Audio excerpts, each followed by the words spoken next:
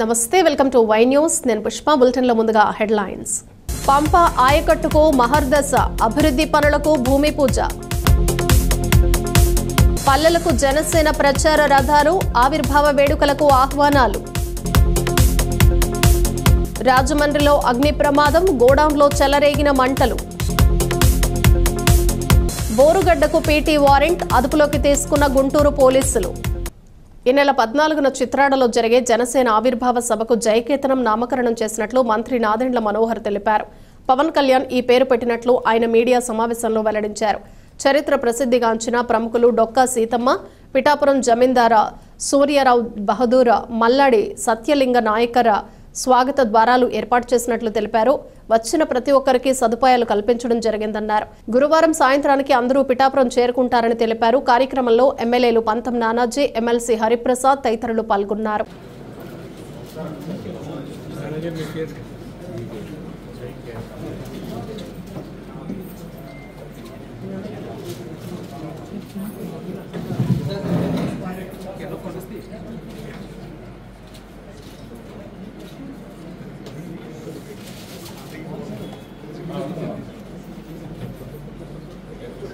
జై జనసేన.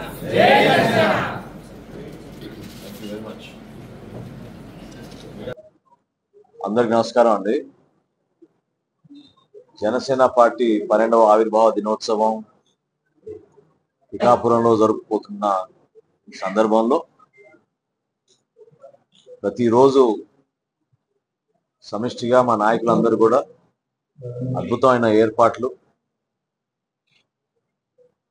రాష్ట్ర నలుమూలల నుంచి వచ్చే మా నాయకులు, జన సైనికులు, వీర మహిళల కోసం ప్రత్యేకంగా చిరస్థాయిగా ఇటువంటి కార్యక్రమం ఉండిపోవాలనే తపనతోటి రాత్రింబోలు అందరూ కృషి చేస్తూ ఉన్నారు. ఇతర రాష్ట్రాల నుంచి కూడా ఇవాళ ఉదయం నుంచి మాకు ఫోన్లు వస్తూ ఉన్నాయి. అనేక మంది జన సైనికులు ప్రత్యేకంగా తెలంగాణ నుంచి, కర్ణాటక నుంచి, మహారాష్ట్ర నుంచి, తమిళనాడు నుంచి కూడా దూర ప్రయాణం చేస్తూ పాపం రేపు మధ్యాహ్నానికల్లా ఈ ప్రాంతానికి చేరాలనే తపనతోటి వాళ్ళందరూ కూడా ఈ ప్రయాణం ప్రారంభించుకున్నారు. పవన్ కళ్యాణ్ గారి నాయకత్వంలో పార్టీ ఆవిర్భావ సభ ఎక్కడ నిర్వహించినా కూడా స్థానికంగా ఉన్న చరిత్ర, సంస్కృతి, అదేవిధంగా ఈ ప్రాంతానికి ఎంతో త్యాగాలు చేసి ఆదర్శవంతంగా నిలబడిన మహానుభావుల్ని తలుచుకునే విధంగా ఎప్పుడు కూడా మేము గుర్తుండే విధంగా కార్యక్రమాలు ఎప్పుడు చేసుకుంటాం. అందులో భాగంగా 3 ముఖద్వారాలు గుర్తించి ప్రత్యేకంగా ఈ ప్రాంతానికి ఎనలేని సేవలు అందించిన మహానుభావులందరినీ కూడా ఈ సందర్భంగా మరొకసారి జనసేన పార్టీ నుంచి మా పార్టీ అధ్యక్షులు పవన్ కళ్యాణ్ గారు తీసుకున్న నిర్ణయం మేరకు శ్రీ రాజసూర్యారావు బహదూర్ ద్వారం 1, మీ అందరికి తెలిసిన పిఠాపురం మహారాజుగా చాలా అద్భుతమైన కార్యక్రమాలు, సేవా దృక్పథంతో ఈ ప్రాంత అభివృద్ధి కోసం ఎంతో మందిని చదివించిన మహనీయుడు. సో ముందుగా శ్రీ రాజా సూర్యారావు బహదూర్ ద్వారం 1, రెండోది జనసేన పార్టీ తోటి నేను చేసే ఏ కార్యక్రమం అయినా సరే రాష్ట్ర వ్యాప్తంగా డొక్కా సీతమ్మ గారి స్ఫూర్తి నిలబెట్టే విధంగా మా జన సైనికులు, వీర మహిళలు గతంలో వైఎస్ఆర్సీపీ ప్రభుత్వం తీసుకున్న మూర్ఖ నిర్ణయాల వలన నష్టపోయిన మా భవన నిర్మాణ కార్మికుల కోసం ఆ రోజు పవన్ కళ్యాణ్ గారి పిలుపు మేరకు రాష్ట్ర వ్యాప్తంగా దాదాపు 5 రోజులు పగలనక రాత్రి అనక భోజనాలు ఏర్పాట్లు చేసి భవన నిర్మాణ కార్మికుల్ని ఆ రోజున ఆదుకున్నాం. కాకినాడ జిల్లా అన్నవరంలో గల పంప ఆయకట్టుకు సాగునీరు కడగండ్లు తీరబోతున్నాయా? గత పాలకుల నిరాదరణ వల్ల పంప జలాశయం అతిగతి లేకుండా పోయింది. శివారు భూములకు సాగునీరు ప్రశ్నార్థకమైంది. అన్నదాతల సేద్యపు నీటి కష్టాలు తీర్చేందుకు ఎమ్మెల్యేలు యనమల దివ్య, వరపుల సత్యప్రభ అపర భగీరథ ప్రయత్నం ఫలితాలను అందించబోతోంది. 2 పంటలకు సాగునీరు అందించే పంపాను తీర్చిదిద్దుతున్నారు. పంప ఆయకట్టుకు మహర్దశే ప్రభుత్వ విప్ యనమల దివ్య ప్రతిపాడు ఎమ్మెల్యే వరపుల సత్యప్రభ కృషి ఫలితంగా పంపా జలాశయ అభివృద్ధి పనులు వేగవంతమవుతున్నాయి. పంప ఆయకట్టంతా నియోజకవర్గ పరిధిలో ఉండడంతో ఎమ్మెల్యే యనమల దివ్య పంపాపై ఫోకస్ పెట్టారు. సీనియర్ నేత యనమల రాజేష్ సారథ్యంలో నిస్వార్థపరుడైన రైతు బాంధవుడు బైరవర్జల రామచంద్రమూర్తి చందుకు ఆయకట్టు చైర్మన్ గా ఎన్నుకున్న నీటి సంఘాల సారథులు ఎమ్మెల్యే యనమల దివ్య అండదండలతో పంపా ప్రాజెక్టు నిర్దేశించిన లక్ష్య సాధనలో ముందడుగు వేస్తున్నారు. ఇకపై రెండో పంటకు కూడా పుష్కలంగా సేద్యపు నీటిని సరఫరా చేయాలన్న ఎమ్మెల్యే యనమల ఆదేశాలకు అనుగుణంగా అభివృద్ధి పనులకు ఇవాళ శుభారంభం జరిగింది. ప్రాజెక్టు వద్ద 25 లక్షలతో నిర్మించే ఫ్లడ్ కంట్రోల్ రూముకు 3,36 లక్షల రూపాయలతో చేపట్టే అభివృద్ధి పనులకు Yanamala Rajesh, project chairman Bhairavarjala Chandu, vice chairman సుభద్రరావులతో శంకుస్థాపన చేశారు. ఈ కార్యక్రమంలో వెన్నా మురళి, బంటుపల్లి అన్వేష్, దూలం మురళి, కందా సతీష్, మల్లిపాముల సత్యబాబు, మాకినేడి నారాయణరావు, నాగం Nagababu, Somala Ramana, Juvvala Dandu, Siddarambabu, Koyya Keshav, Pampa EE Seshagirirao, DEE Santosh Kumar, AE Padma తదితరులు పాల్గొన్నారు.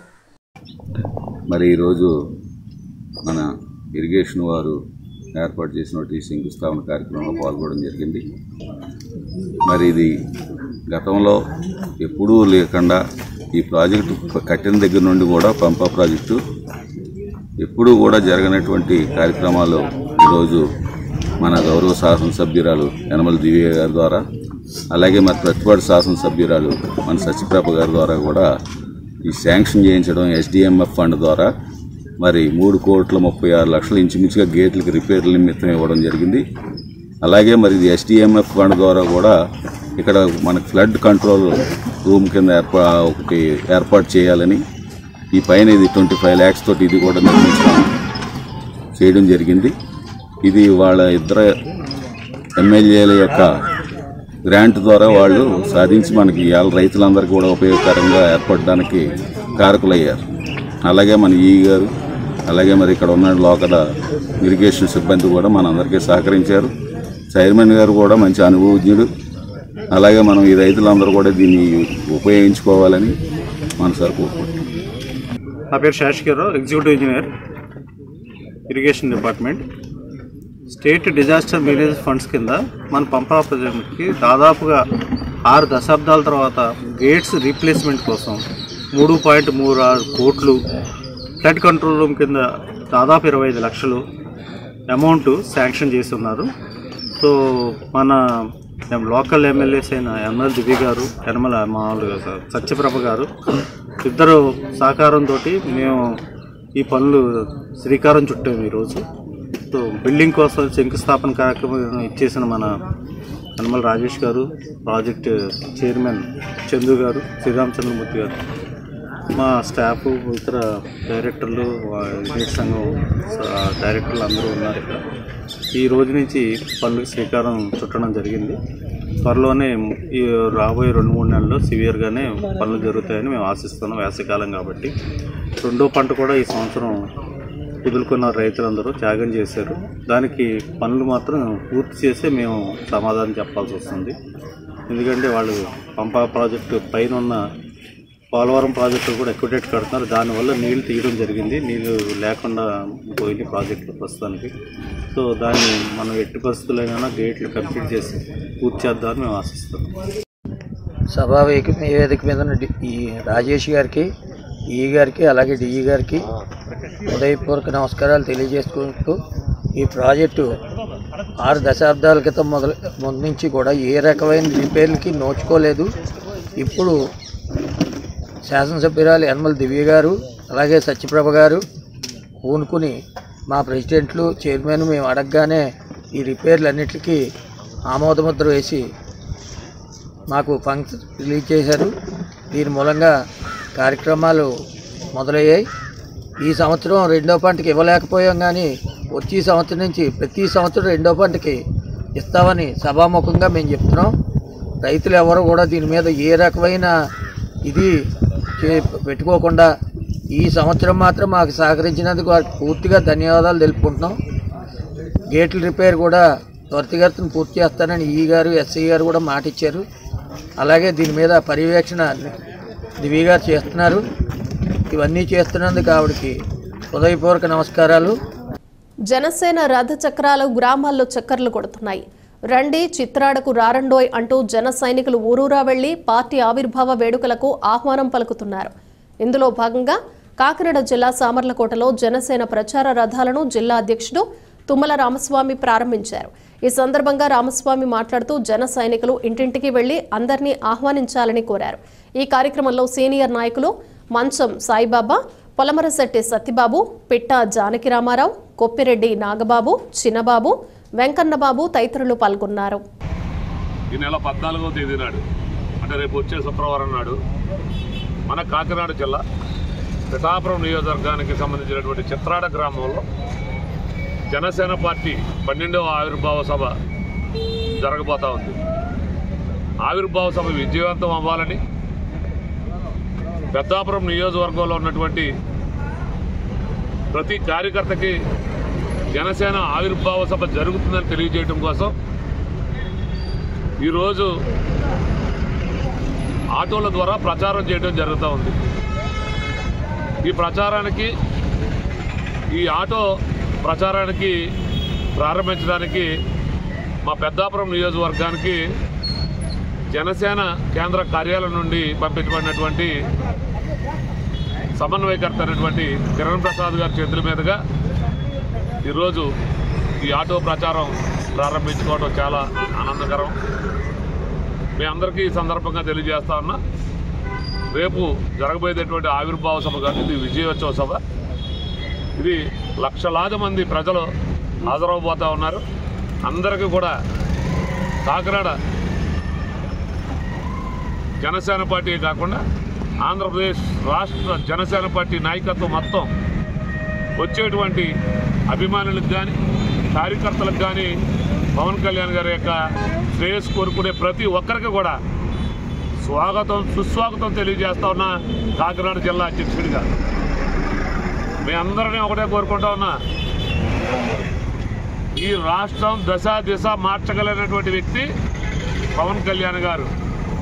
ఈరోజు ముఖ్యమంత్రిగా ఉన్న చంద్రబాబు నాయుడు గారి తర్వాత అంత పెద్ద మనసు, అంత విజనరీ ఉన్నటువంటి నాయకుడు పవన్ కళ్యాణ్ గారని అందరూ ప్రజలు వేయి నోళ్ళతో పొగుడుతూ ఉంటే ఒక జనసేన కార్యకర్తగా మనసు ఉప్పొంగిపోతా ఉందని ఈ రాష్ట్ర ప్రజలందరికీ తెలియజేసుకుంటా ఉన్నా. సోదరమణులారా, మీరందరూ కూడా రేపు జరగబోయేటువంటి మార్చి 14 అంటే ఈ నెల శుక్రవారం నాడు జరగబోయేటువంటి ఆవిర్భావ సభకు తరలిరండి. మహిళా సోదరమణులందరికీ మరొకసారి విజ్ఞప్తి చేస్తా ఉన్నాం. ప్రత్యేక ఏర్పాట్లు జరుపుతూ ఉన్నారు. అక్కడ ఎవరికి ఏ ఒక్క కార్యకర్తకి ఇబ్బంది లేకుండా, వచ్చినటువంటి ఏ వ్యక్తికి ఇబ్బంది లేకుండా అక్కడ ఏర్పాట్లన్నీ కూడా పూర్తిగా జరుగుతూ ఉన్నాయి.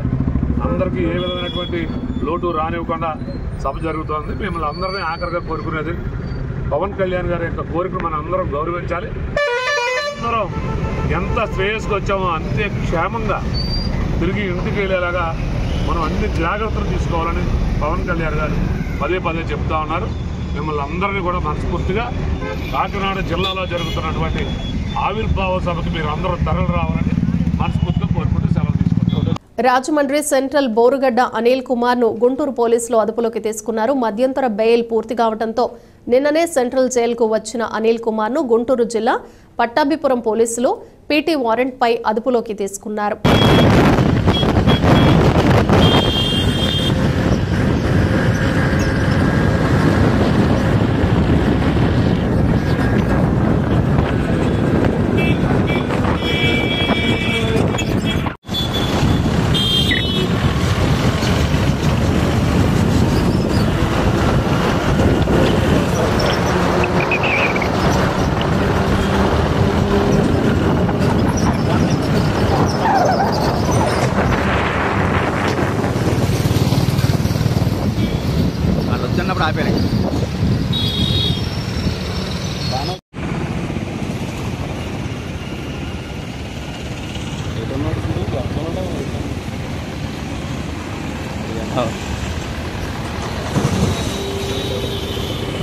మహిళా సాధికారతే లక్ష్యంగా చంద్రబాబు నేతృత్వంలో కూటమి ప్రభుత్వం పనిచేస్తుందని రాష్ట్ర టీఎన్టీయూసీ ఉపాధ్యక్షుడు వెన్న శివ అన్నారు. అన్నవరంలో కూటమి నాయకులతో కలిసి అన్నవరంలో ఆయన మీడియాతో మాట్లాడారు. మహిళల ఆర్థిక స్వావలంబన సాధించే దిశగా పథకాలకు చంద్రబాబు ప్రభుత్వం ప్రణాళికలు రూపొందిస్తోందన్నారు. ఈ నేపథ్యంలో మహిళలు ఆర్థిక స్వశక్తితో ఎదుగుదల ఉండాలన్న ఉద్దేశంతో ఉచిత టైలరింగ్ శిక్షణ ఇవ్వనుందని శివ చెప్పారు. ఇందుకోసం మహిళలు దరఖాస్తు చేసుకోవాలని ఆయన కోరారు. సమావేశంలో బొమ్మిడి సత్యబాబు కూడా మాట్లాడారు. ఈ ప్రెస్ మీట్ యొక్క ముఖ్య ఉద్దేశం ఏంటంటే మహిళా సాధికారత. మహిళలకి ఈ ప్రభుత్వం వచ్చిన తర్వాత ఏ ఏ కార్యక్రమాలు చేపట్టబోతుందని ప్రజలకి వివరించడానికి ఉద్దేశించేది. ఈ కార్యక్రమం మన గౌరవ రాష్ట్ర ముఖ్యమంత్రి నారా చంద్రబాబు నాయుడు, ఉప ముఖ్యమంత్రి పవన్ కళ్యాణ్, బీజేపీల కూటమి తరఫున మన ఎమ్మెల్యే సత్యప్రభ రాజా గారి ఆదేశాల మేరకు మేము ఈ ప్రెస్ మీట్ ఏర్పాటు చేయడం జరిగింది. మహిళలకు ఉపాధి ఆ ఉద్దేశం మీద మహిళా సాధికారత ఎలాగా మనం చేయాలన్న దాని మీద ముందుగా మహిళలకి, నిరుద్యోగ మహిళలకి వాళ్ళకి వృత్తి కల్పించడం ముఖ్య ఉద్దేశం ఇది. ముందుగా ట్రైనింగ్ ఇచ్చి వాళ్ళకి కుటుంబేషన్లో కుల కాస్ట్ల వారీగా విభజించి OC, BC, SC, ST, minority ఇలాగ విభజించి ఆ పర్సంటేజ్ ప్రకారంగా ట్రైనింగ్ ఇచ్చి కుట్టు మిషన్లు ఇవ్వడం జరుగుతుంది. కావున ఈ సందేశం తీసుకున్న తర్వాత మహిళలందరూ ఈ అప్లికేషన్లు ఏ ఊరికి గ్రామ నాయకులకి అప్లికేషన్లు ఇస్తే ప్రతి ఒక్కరికి కూడా సాధ్యమైనంత వరకు అందరికీ కుట్టు మిషన్లు అందించడానికి మనం ప్రయత్నం చేస్తాము. తర్వాత రెండోది నెక్స్ట్ మహిళా సాధికారత మీద తల్లికి వందనం అన్నది అతి త్వరలో చదువుకునే పిల్లలకి ఇదివరకులా మిస్యూజ్ అవ్వకుండా స్కూళ్ళకే ఇచ్చి తల్లికి వందనం పేరు మీద పిల్లల చదువులకి. తర్వాత మూడోది ఫ్రీ బస్సు కూడా మహిళలకి అతి త్వరలో కూటమి ప్రభుత్వం ప్రకటన జరుగుతుంది. ఇదే కాకుండా 18 సంవత్సరాలు నిండిన వాళ్ళకి 1500 కూడా అతి త్వరలో అది కూడా ప్రకటన జరుగుతుంది. అన్నీ కూడా మనం ఈ ముందు లోటు బడ్జెట్లో ఉండడం వల్ల నెమ్మదిగా ఒకటి అలాగా మహిళా సాధికారత మీద పెద్దపేట ప్రభుత్వం వేయడం జరుగుతుంది. మరి అంటే ఇది గతంలో కూడా ప్రభుత్వం మనకి ఈ కుట్టు మిషన్లో ఇవ్వడం, వీళ్ళకి అందరికీ ట్రైనింగ్ క్లాస్ ఇవ్వడం, ఒక 100 రోజులు ట్రైనింగ్ క్లాస్ ఇచ్చిన తర్వాత స్థానిక శాసనసభ్యురాలు ఈ మన సత్యప్రభ రాజా గారి ఆధ్వర్యంలో అన్నీ కూడా ఎంపిక చేసి అది మండల వారీగా పెడతారో లేకపోతే అన్నవర గ్రామాల్లో పెడతారో కానీ మొత్తానికి మాత్రం ట్రైనింగ్ క్లాసులు ఉంటాయి. దానికి అది సర్టిఫికేట్ చేసి వాళ్ళకి కుట్టు మిషన్ అందజేయడం జరుగుతుంది. మరి అందులో భాగంగా మరి మన నారా చంద్రబాబు నాయుడు గారు సూపర్ 6 పథకాలన్నీ కూడా ఒక్కొక్కటి అమలు చేయడం, మరి అందులోనే అన్ని తల్లికి వందనం ఇయ్యే కార్యక్రమాలు, అన్ని కార్యక్రమాలు కూడా అభివృద్ధితో పాటు అలాగే సంక్షేమ కార్యక్రమాలు కూడా తీసుకుంటూ ముందుకెళ్ళడం ప్రభుత్వం జరుగుతుంది. మరి అందులో భాగంగా మన గ్రామంలో ఎన్నో సంక్షేమ కార్యక్రమాలు కూడా చేయడం జరుగుతుంది. దానికి అందరికీ కూడా మన పూర్తి సహకారం కూడా పెద్దలు అలాగే మన పత్రికా మీడియా కూడా పూర్తి సహకారం అందించాలని కోరుకుంటూ సెలవు తీసుకుంటున్నాం. రాజమండ్రిలో భారీ అగ్ని ప్రమాదం సంభవించింది. శ్రీ పాత సోమలమ్మ ఆలయం సమీపంలో ఈ సంఘటన చోటు చేసుకుంది. ఆలయం ఎదురుగా ఉన్న గోడౌన్లో ఒక్కసారిగా మంటలు చెలరేగాయి. దీంతో ప్రజలు బెంబేలెత్తారు. అగ్నిమాపక సిబ్బంది మంటలను అదుపులోకి తెచ్చారు.